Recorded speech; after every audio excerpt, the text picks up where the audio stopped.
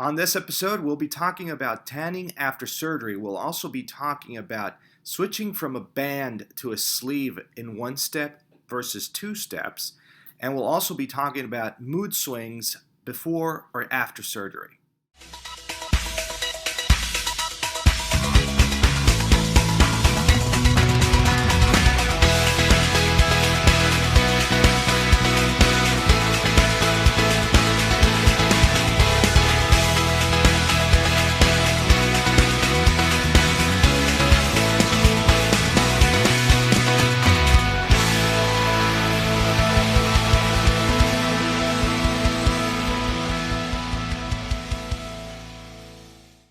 Hello everyone, welcome to the Ask Dr. A Show, episode 38.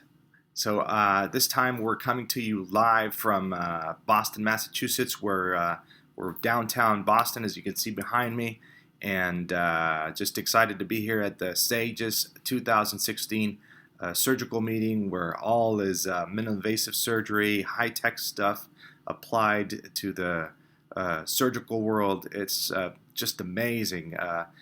This year I was blown off. Really nice new technology coming to you guys, to my patients, and it's just really cool. So thank you so much for submitting your questions. We've been receiving and lining them up, so be sure to send them via Twitter, Facebook, Instagram, YouTube, and now of course on Snapchat.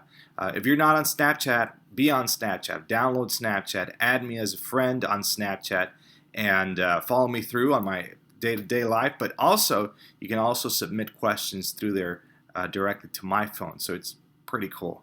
So let's bring in the questions. Can I tan in a tanning bed if I have 2 weeks post-operation? Okay, so tanning after surgery, I would recommend you wait, number one. But number two, you can tan, you can do this, but if you cover your incisions. So I tell my patients, you want to tan, go ahead and do so.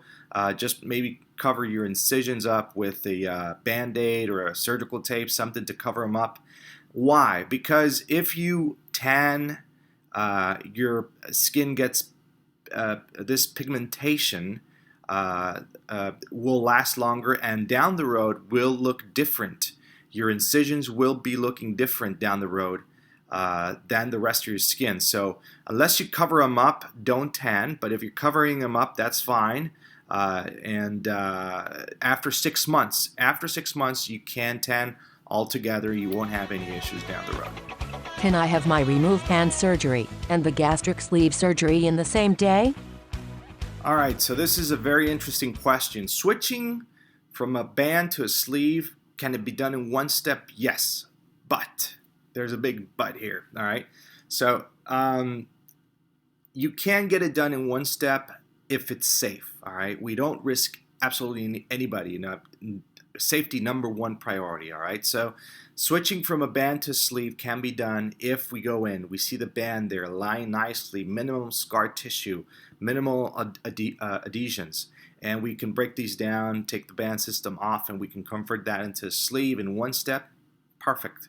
But sometimes we go in there, and either because it's been so long, the band's been there, because the surgeon, the original surgeon, was kind of messy and created quite a big chaos in there with adhesions and everything and scar tissue.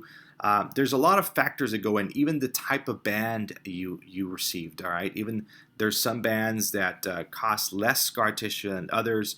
So all these factors come into play and give us an end result of scar tissue and adhesions. Now, sometimes we go in and it's just like the band was barely placed yesterday there. We can take the band system out and we convert that into a sleeve in one step, no problem. But sometimes we go in there, it looks like a bomb exploded in there, chaos, and we need to go get that band system out.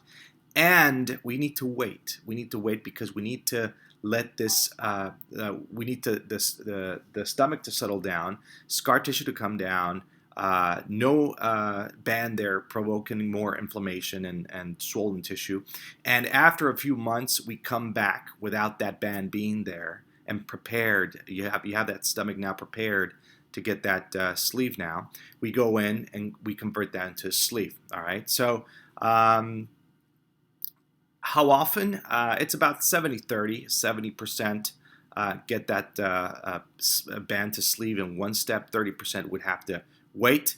But I tell patients, remember, there's something that you don't control, I don't control, or your previous surgeon doesn't control when they did the band, is how your body reacts to a foreign body. All right, being this foreign body, your band. All right, so everybody reacts to a foreign body differently. So sometimes it's bad, sometimes it's light, and we can convert that in one step. All right. Is it common to have problems with my emotions after the surgery? All right, so mood swings, not common. All right, not common, but if present, it may be related to several factors. One is lack of carbs, lack of energy. Maybe you had quite a bit of rough recovery that not everybody does, as minority of the patients do. But these can be easily addressed or can be easily avoided. One major thing, doing that pre-op diet well, because that gets you adjusted before surgery. Some people just don't understand the psychological aspect of doing a pre-op diet. They think it's just because I want to give them a hard time or their surgeon wants to give them a hard time, but it's not like that. It's because it creates a body of physical adaptation to a lower amount of calories per day, but also the mindset is very important, and it helps you down the road after surgery, all right? If you don't do this correctly, you may have these mood swings because you're lacking calories, because you're lacking some carbs, sugar, etc. But if you do this pre-op diet before, piece of cake. You're adapted psychologically and physically, all right? So keep focused and be aware of what's going on if you're having these mood swings so you can address it. Well, that's it for episode 38 of the AskDrA show. I'm Dr. Alvarez from Endobariatric.com. Thank you so much. In this occasion, coming to you from Boston, I'm going to leave you here with a little bit of the view of Boston itself, the SAGES meeting. Again, thank you so much for submitting your questions using the hashtag AskDrA. Of course, don't forget to use Snapchat. Again, download your application and link your phone to my phone. I'm Dr. Alvarez from Endobariatric.com, where we are changing lives one sleeve at a time. Take care and goodbye.